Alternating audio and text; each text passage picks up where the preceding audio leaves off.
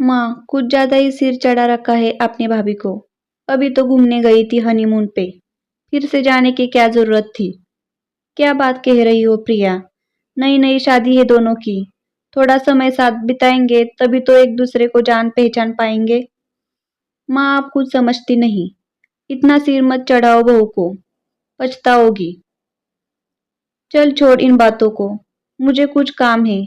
बाद में बात करती हूँ बेटा। इतना कहकर उषा जी ने फोन रख दिया। उषा जी का छोटा सा परिवार था। पति रमेश जी और दो बच्चे, बड़ी बेटी प्रिया और छोटा बेटा अतुल। प्रिया प्रिया अतुल से बड़ी थी और उसकी शादी भी पहले से हो गई थी। अतुल की शादी कुछ ही महीने पहले रिद्धि से हुई थी। रिद्धि एक बहुत ही प्यारी लड़की थी। उषा जी भी रिद्धि को बहुत प्रेम से रखती थी। प्रिया को भी रिद्धि बड़ी ननंद का मान सम्मान देती थी, लेकिन प्रिया खुद को बड़ी ननंद होने का दम्भ रखती थी। प्रिया घर की अकेली बेटी और पहली संतान थी। सो अपने पिता का खूब दुलार पाया, जिसके कारण तेज स्वभाव और मुंहपट हो गई थी। प्रिया के स्वभाव से उषा जी बहुत चिंतित रहती थी। प्रिया का ससुराल भी उसी शहर में था, तो अक्सर मायके आती जाती रहती। जब भी प्रिया घर आती या तो अपनी माँ को सास होने का एहसास करवाती, कहती सास हो सास की तरह रहो। उधर रिद्धि से पूछताछ शुरू कर देती, जैसे रिद्धि दिन भर क्या करती रहती हो। अगर रिद्धि कुछ बनाती तो उसमें नुक्स निकालने लगती। एक बार रिद्धि ने घर के डेकोरेशन में कुछ चेंज किए, जिसकी सबने तारीफ की, लेकिन प्रिया जब घर आई तो आते ही शुरू हो गई। एक ऐसे कलर के पर्दे ले आई रिद्धि, बिल्कुल मैचिंग नहीं है। दीवारों से मुझे तो बिल्कुल पसंद नहीं है। ऐसे कलर रिद्धि तुम्हारी चॉइस तो मुझे बिल्कुल पसंद नहीं आती।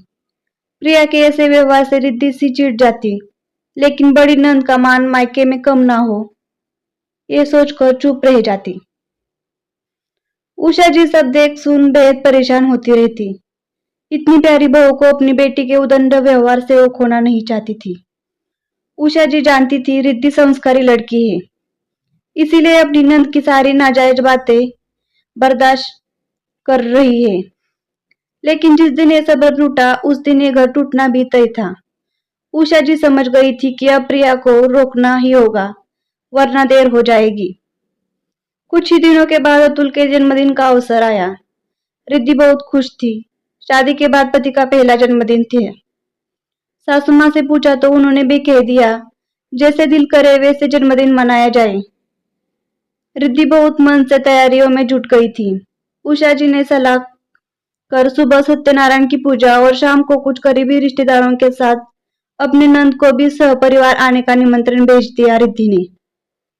उषा जी दंग रह गई, कैसी बातें कह रही हो प्रिया?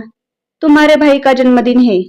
जन्मदिन के लिए तैयारियों में लगी अपनी बहू को अकेली परेशान होता देख उषा जी ने भी सोचा, अगर प्रिया को बुला लेती तो रिद्धि की थोड़ी मदद हो जाती। ये सोचकर उषा जी ने प्रिया को फोन लगाया। कैसी हो प्रिया? मैं सोच रही थी कल अतुल के जन्मदिन पे तो तुम आ ही रही हो, लेकिन अगर सुबह थोड़ा जल्दी आ जाती तो थोड़ी मदद हो जाती।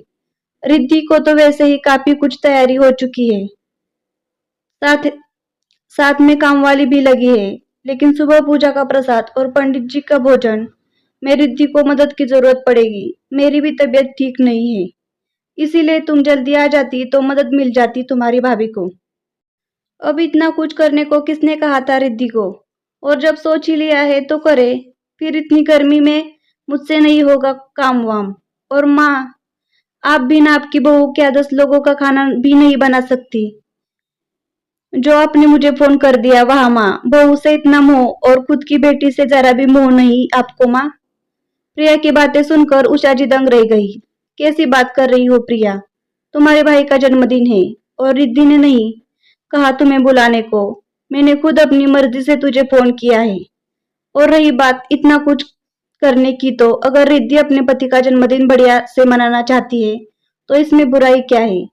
और प्रिया, अगर भूल गई हो तो याद दिला दूं, पिछले महीने जब तेरी सासू माँ हॉस्पिटल में थी, तब रिद्धि ही थी जो सुबह शाम टिफिन भर भर के खाना हॉस्पिटल भिजवाती थी, वो भी बिना चेहरे पर शिकन लाए। वाह माँ, आप तो बहू के गुणगान में लग गई। माना रिद्धि ने खाना भेजा था तो ये फर्ज है उसका। आखिर बड़ी नंद हूँ उसकी। प्रिया तेज में आ गई, अपनी माँ से बहस करने लगी। भाभी के फर्ज तो तुझे खूब मालूम है प्रिया, लेकिन कभी नंद के क्या फर्ज होते हैं ये भी याद कर लिया कर। देख प्रिया, माँ हूँ तेरी, इसीलिए तेरी हर बदतमीजी को बर्दाश्त भी कर लूंगी और गलती को भी माफ भी।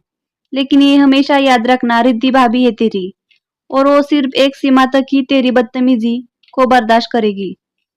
मेरी बहू बहुत संस्कारी लड़की है, परिवार जोड़ना उसे आता है और मैं नहीं चाहती कि तेरी नादानियों के कारण तेरा मायका छूट जाए। मेरी बात हमेशा याद रखना प्रिया, मायका सिर्फ माँ से नहीं होता, भाभी से भी होता है। इसीलिए मेरी बात गांठ बांध लो, अपने रिश्ते कभी भी अपनी भाभी से मत बिगाड़ना, वरना मेरे बात मायके को तरस जाओगी। रिद्धि जैसी भाभी लाखों में एक होती है। जब अपनी भाभी को इज्जत करोगी तो भाई भाभी दोनों का स्नेह पाओगी। अगर भाभी के कुछ कर्तव्य होते हैं अपनी नंद के तरफ, तो क्या नंदों के कोई फर्ज नहीं होते मायके की तरफ? अगर अधिकार जताना जानती हो तो फर्ज निभाना भी सीख लो प्रिया, तभी मायके का सुख मिलेगा। प्रिया को डांट दुखी मन से उषा जी ने फोन रख दिया। अगले दिन रिद्धि सुबह उठ पूजा की तैयारियों में लग गई। उषा जी भी अपनी बहू को मदद करने में लगी। रिद्धि के बार बार मना करने पे भी उषा जी ने अपनी बहू की सहायता कर रही थी। तभी दरवाजे की घंटी की आवाज आई। देखा तो प्रिया खड़ी मुस्कुरा रही थी। अरे दीदी, आप इतनी सुबह? क्यों रिद्धि, क्या मैं सुबह नहीं आ सकती? मैंने सोचा कुछ मदद कर दूं अपनी भाभी की, सो चलिए आई सुबह ही। आप क्यों परेशान हुई दीदी? लेकिन अच्छा ही हुआ आप आ गई। आपके हाथ का पुलाव बहुत अच्छा बनता है, आप ही बनाना दीदी। अपनी नंद को यूं अचानक आया देख रिद्धि बेहद खुश और उत्साहित हो उठी। उषा जी भी अपनी बेटी में आए इस बदलाव को देखकर खुश हो गई। अपनी माँ से नजरें मिलते ही आंखों में प्रिया ने माफी मांग ली और मुस्कुराकर उषा जी ने प्रिया से कहा, देर आए दुरुस्त आए, और दोनों माँ बेटी खिलखिला पड़ी। दोस्तों, आपको ये छोटी सी कहानी कैसी लगी हमें जरूर बताएं। साथ ही हमारे चैनल को like share subscribe. Thanks for watching video.